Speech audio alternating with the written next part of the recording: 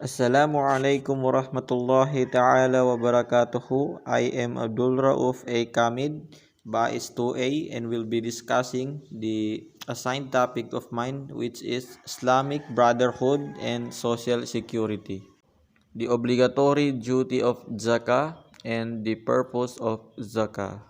The Society of the Muslim Brotherhood, or Arabic Jama'at al-Ikhwan al-Muslimin, better known as the Muslim Brotherhood. Jama'at al-Ikhwan al-Muslimin is a transitional Sunni Islamist organization founded in Egypt by Islamic scholar and school teacher Hassan al-Banna in 1928. Ang pinagmulan o saan lumaki at sino ang nagpatayo sa Muslim Brotherhood or Jama'at al-Ikhwan al-Muslimin o mas kilala bilang Muslim Brotherhood o ang pagkakapatiran ng mga mananampalatayang Muslim.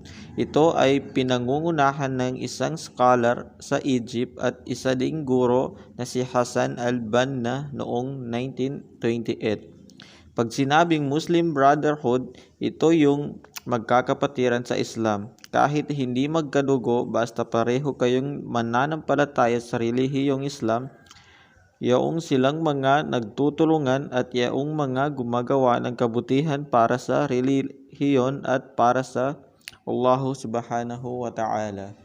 Influencing today various Islamist movements from charitable organizations to political parties, not all using the same name. Marami nang nahikayat ang organizations na ito that claim to be an Islamic organization and a Muslim Brotherhood organizations at pati na rin mga charitable organizations like feeding programs, providing needs to our elders or young, o yung mga taking care of orphanage, yung mga budget nila at yung mga bills para sa mga facilities nila, and not only that, pati na rin hanggang sa mga political parties like more on policies, government, laws, and leaderships, but only high-level organizations. Ang nakikisali nito, including small organizations, can join it, pero minsan unheard or hindi naririnig ang mga hinaing nila. And yes, hindi lahat ng organizations ay may magkakaparehong pangalan. Muslim Brotherhood, Arabic Al-Ikhwan Al-Muslimun, religio-political organization founded in 1928 as Ismaila, Egypt by Hassan al-Banna, Islamist in orientation. It advocated a return to the Quran and the Hadith as guidelines for a healthy modern Islamic society.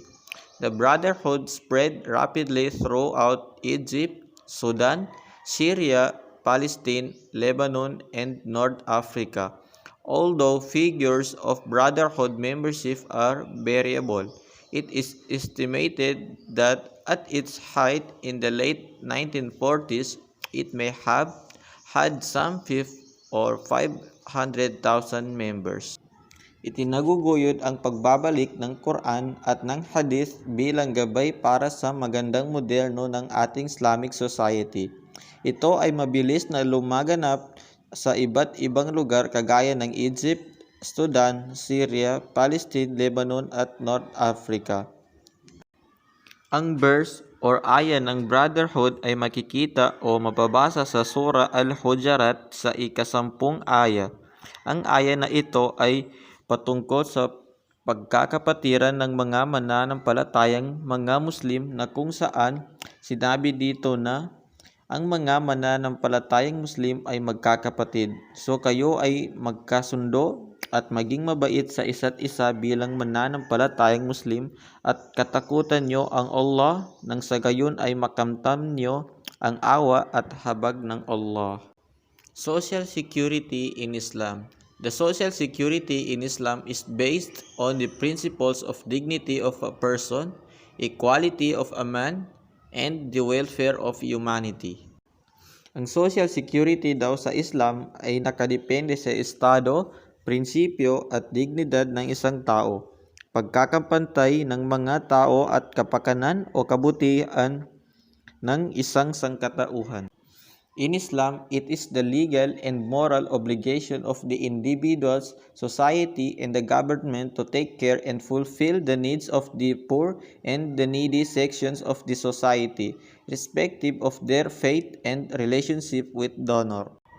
Sa Islam, legal o outlawed at may magandang obligasyon ang bawat isa, ang lugar o ang bayan, ang mga namamalakad o ang gobyerno kung tawagin na panghalagahan at maging magalang, tuparin at ibigay ang bawat karapatan at kailangan ng mga mahihirap lalo na ang mga nangangailangang mga tao o pamilya o bawat grupo sa isang bayan, hindi alang-alang sa kanilang mga paniniwala sa relihiyon. Dahil kahit hindi ka pa Muslim, kung nasa Muslim country ka, kapakanan ng bawat leaders na itrato ka o itrato ng patas at yung mga relasyon sa mga pagbigay ng pera o yung mga may kinalaman sa budget. In Islam, it is the responsibility of the state to provide basic necessaries of life to its subjects irrespective of their caste, creed, color, and religion. In order to extend help to old people, unemployment, sudden calamity, hereditary deformity, Islam provides a complete umbrella and shelter to address all the misfortunes and eventualities. Sa Islam ay responsibilidad ng mga namumuno o yaong may mga katayuan ang bigyan o ibigay ang mga basic na pangangailangan sa buhay ng mga tao gaya ng foods or pagkain, support, sapat na beneficials, updates patungkol sa mga isyu at nangyayari sa lugar, hindi alang-alang sa kanilang mga tauhan, paniniwala o pananampalataya, kulay ng kanilang mga balat at sa kanilang relihiyon. That means kahit ano pa ang relihiyon mo at kung ano pa ang tribo at paniniwala mo, as long as sakop ka ng social security ng Islam, then para ka na ring isa sa kanila. Para sa mga walang trabaho at mga biglaang sakuna o kalamidad at kung paano mapapanatili ang magandang proseso ng mga pamana o namamana. At ang Islam ay nagbibigay ng sapat at kumpletong kaginhawahan o silong sa kahirapan para sa paparating na mga sakuna, kapahamakan at mga kahit na anong paroroonan. And also in Islam, ang mahihirap na kamag-anak ay may karapatan na magdemanda o maghain ng kahilingan sa kanilang mayaman na mga kamag-anak para sa pangangailangan nila sa pamumuhay kung sakaling di nila ito makuha o mahanap. Ayon sa turo ng Quran at Hadith, pangangailangan ng mga pagkain at mga inumin sa mga mahihirap, mga ulila at mga dukha ay kasama sa mga pananagutan o maaaring managot ang mga mayayamang tao sa lugar o gobyerno nito. The obligatory duty of zakah. Zakah, that which purifies. Also, zakatul amal or zakat on wealth is a form of almsgiving to the Muslim Ummah, treated in Islam as a religious obligation or tax, which by Quranic ranking is the next after prayer in importance. Ang zaka ay nakakalinis ito ng ibang kasalanan at ang ating kayamanan. Mayroong din zakat al-amal na kung saan binibigay ang pera, damit, pagkain at iba pang mga bagay na binibigay sa mga mahihirap na Muslim o sa bayan o lugar ng mga Muslim.